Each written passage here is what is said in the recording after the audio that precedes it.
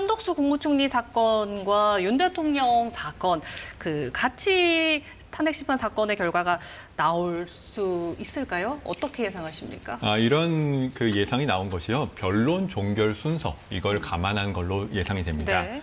왜 이런 예상이 나왔냐면요. 앞서 최성목 대통령 권한대행이 마은혁 헌법재판관 후보자를 임명하지 않은 것과 관련해서 헌재가 지난해 10일 국회와 최 대행 사이에 이 권한쟁의 심판에 대해서 변론 종결을 먼저 했었습니다.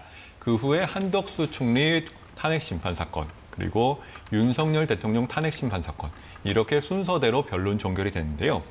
권한쟁의 사건이 지난달 27일에 선고가 되었으니 변론 종결 순서대로라면 한 총리 사건이 다음이 아니겠느냐, 이런 것입니다. 그러나 그동안 헌법재판소가 윤 대통령의 탄핵 심판 사건을 최우선적으로 심리해왔고, 또 한 총리에 대한 탄핵 심판 사건이 윤 대통령의 탄핵 심판 쟁점과 겹치는 부분이 있기 때문에요.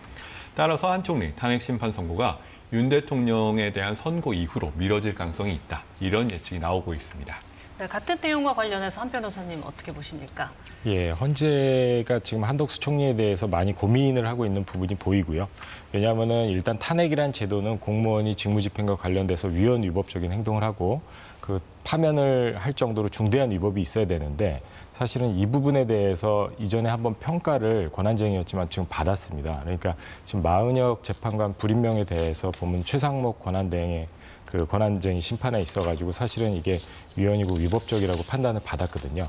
근데 사실은 보면 한덕수 총리 같은 경우에는 헌재 재판관 3명을 불임명했기 때문에 위헌이나 위법인 부분은 어느 정도 판단이 된 것 같고요. 다만 여기서 중대한 위법이 있는지, 그리고 이 중대한 위법에 대해서는 사실은 비교 형량을 하기 때문에 이게 이제 개인적인 파면에 이를 정도에 됐는지, 그리고 이게 국가의 어떤 공익에 비교 형량을 해서 상당성 판단을 해서 여기서 이제 결정 지어질 걸로 생각됩니다.